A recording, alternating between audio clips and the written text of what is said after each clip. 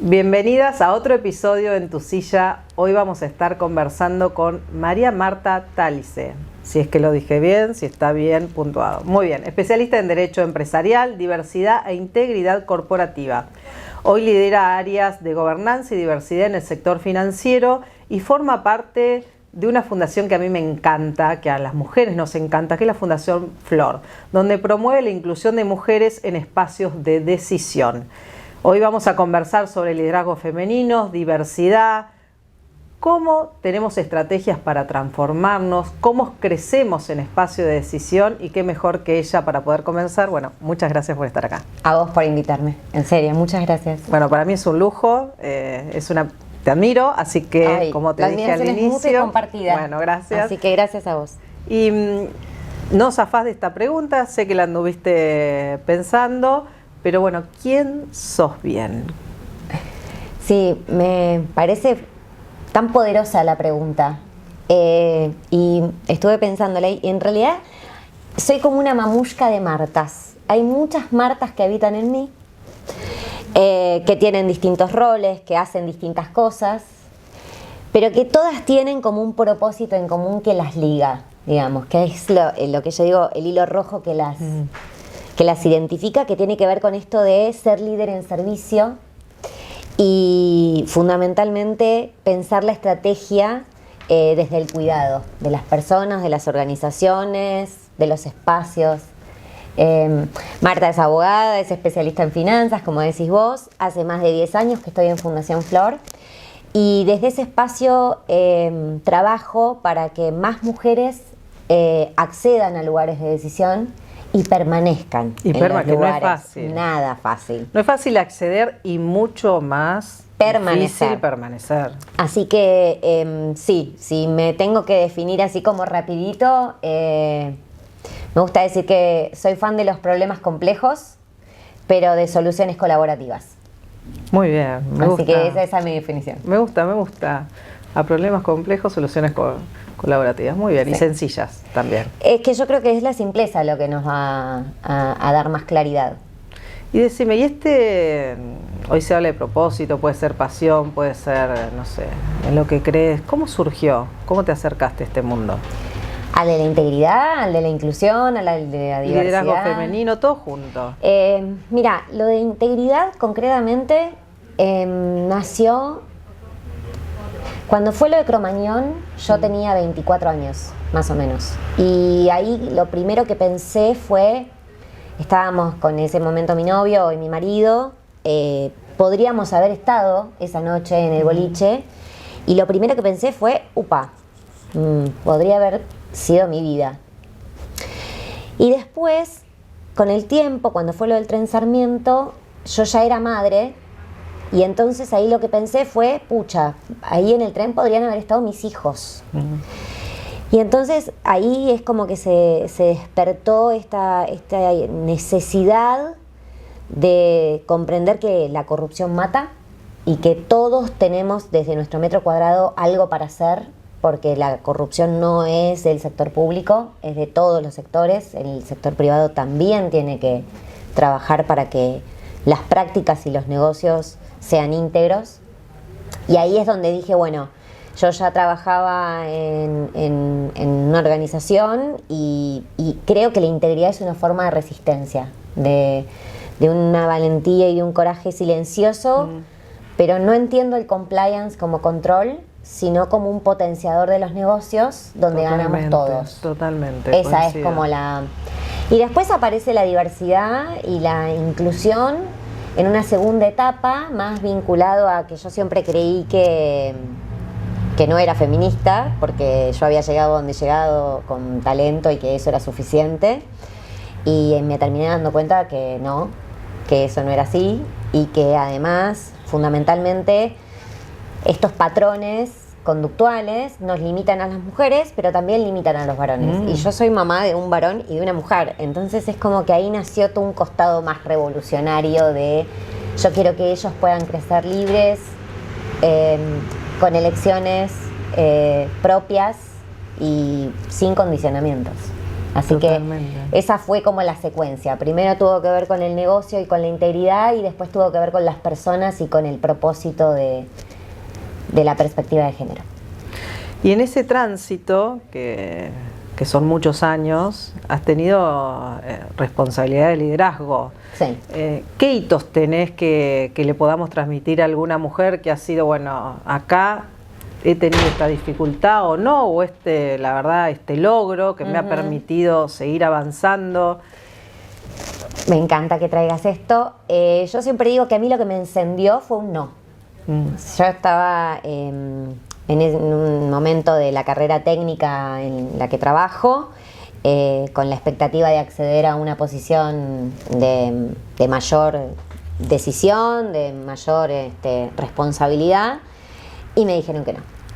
Y entonces en ese no, a diferencia de lo que muchas veces no sucede, que es bueno, si no es por acá entonces no, a mí me encendió y dije no, es por acá. Y entonces comprendí que pensar en términos de perspectiva de género tiene más que ver con poder que con otra cosa, porque en realidad cuando nos dicen que no y no accedemos a esos lugares de decisión, lo que no podemos es transformar. ¿Qué hacemos con el poder? ¿Para qué lo queremos? Y cuando no se elige el poder con perspectiva de género, generalmente no está pensado el poder para la inclusión, sino para otra cosa. Sí, además nos cuesta a las mujeres hablar de poder. Muchísimo, y no nos está habilitado. Claro. Poder, ambición, dinero. O sea, son como conversaciones que para nosotras... No, parecería que estuviéramos en una novela y fuéramos el personaje malo de esa novela. Si hablamos de poder, Por ambición supuesto, y todo, ¿no? Por supuesto, somos las malvadas. Las malvadas. Las villanas. Sí, Sí, claro. Nos tenemos que animar a romper lingüísticamente eso también. Lingüísticamente y también digo, ¿no? Esta cosa que tiene que ver con el estereotipo, como cómo lo representamos, con por qué para nosotras, si hablamos de poder y ambición, somos malas y de algún modo hasta malintencionadas, y en cambio en un varón es súper esperable que hable en términos de competencia, en términos de querer ambicionar determinada posición. Me parece que ahí es romper esas pequeñas cosas, esos pequeños clichés que condicionan después un montón de situaciones. Sí, vos sabés que de lo que estabas hablando me resonó lo del no. Los no suelen ser grandes habilitadores, ¿no? Por ahí hay una percepción del que no obtura y no hay posibilidad. Yo cuento que para mí el no en la maternidad fue una gran salvación. Me permitió establecer límites sanos en no puedo porque tengo que ir al acto de mi hijo, no puedo porque que quizás en otras situaciones hubiera estado mucho más como habilitada o disponible, ¿no? Disponible, incluso no eligiéndote. No eligiendo, exacto, sí. Escuchaba esto que decís y el otro día lo reflexionaba también en algún sentido Pilar Sordo. Yo soy muy fan de Pilar Sordo. Y ella hablaba y decía, cada vez que nosotros decimos que no a algo o a alguien, estamos diciendo que sí a nosotras. Y cuando yo te hacía referencia a la anécdota del no que me dijeron, tuve una gran amiga que me dijo, los no también abren puertas. O sea, es como partir de esta concepción que no es solo la habilitación a partir del sí, sino que justamente, como vos decís, el no pone un límite, el no habilita cierta transformación, el no habilita elegirme. Elegirme, sí, totalmente.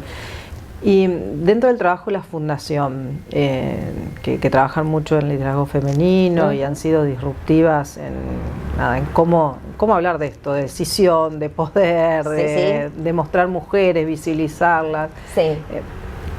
¿Qué notan como, si querés, un continuo en los desafíos que tienen esas mujeres cuando llegan a ustedes?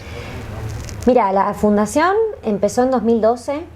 Tiene, por supuesto, su foco en mujeres y en el primer programa que fue emblema, que es Mujeres en Decisión. Ahí las mujeres llegan a este espacio con un subyacente que tiene que ver con yo quiero perforar el techo de cristal, yo quiero pensar en términos estratégicos, yo quiero hablar de negocio, yo quiero que mi costado emocional no inhabilite ni limite mi función técnica.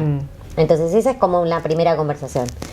Después la fundación también tiene un espectro que tiene que ver con mujeres en inversión, que es de los más recientes, tiene que ver con esto de yo, mujer, como capaz de poder invertir dinero, de pensarme como inversionista de una startup, de entender qué significa capital, riesgo, tasa, que no solamente hablemos de plazos fijos o de productos que son perdimos generalmente... plata con el plazo fijo, salvo que las tasas estén más tentadoras, ¿no? Pero si no. Lo que digo es, hay que conocer todo el abanico. Exacto. Para elegir cuál es el que mejor te sienta.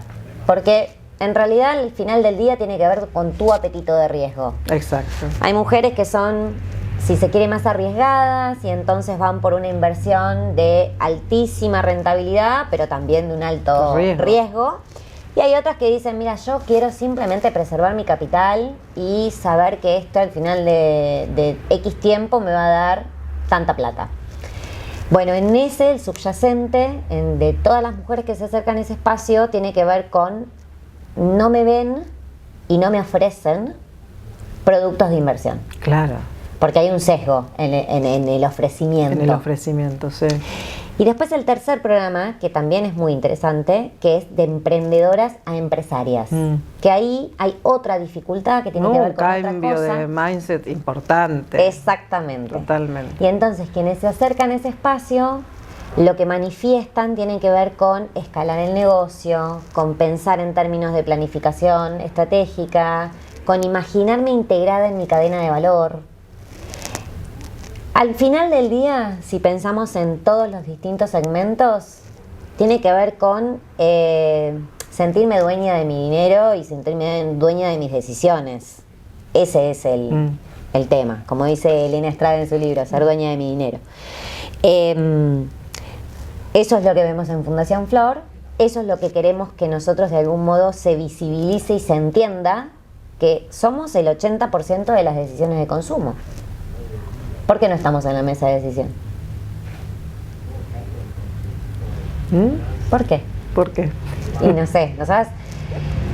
Creemos que tiene que ver con que la diversidad incomoda. O sea, si la diversidad no es disruptiva, no es diversidad, es marketing. Entonces, exacto. Bueno, un poco creo que se explica por eso.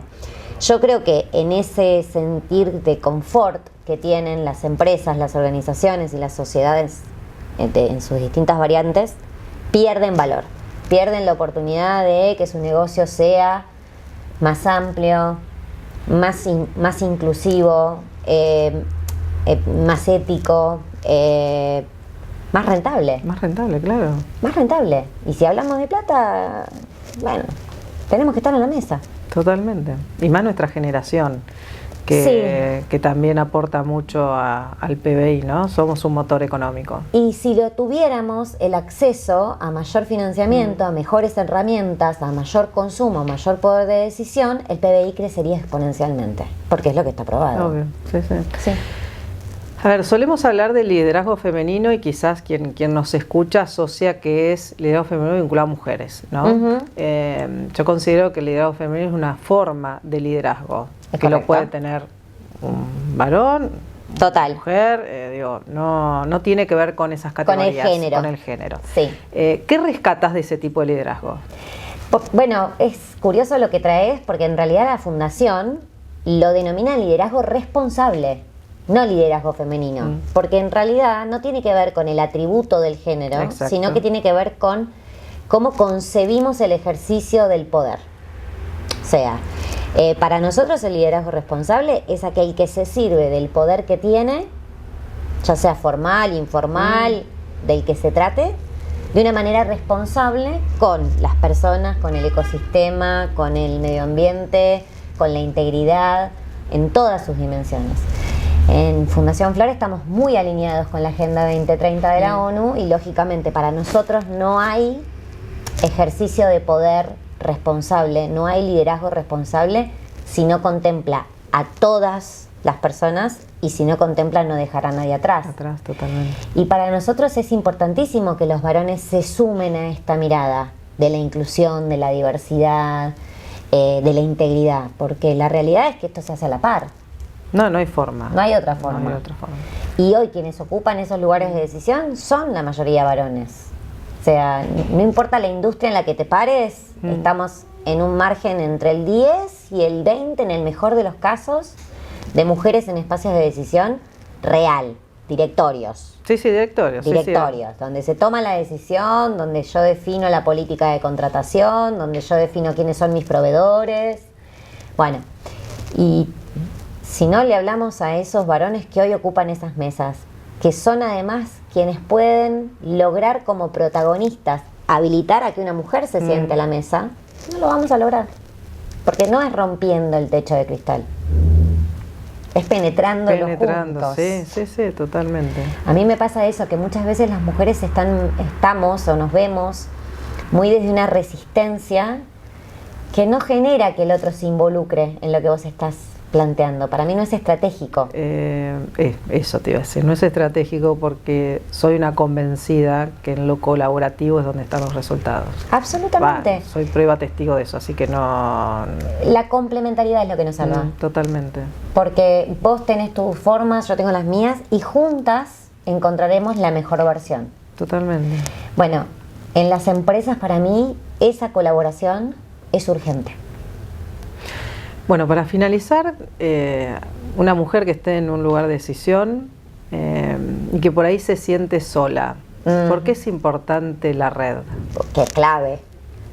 La red es clave. Es todo. Es todo. La red es todo. Bueno, primero decirle que no está sola, que no es personal, es estructural, y que la red te salva, te apoya, te contiene y te impulsa. La red es todo. Todo.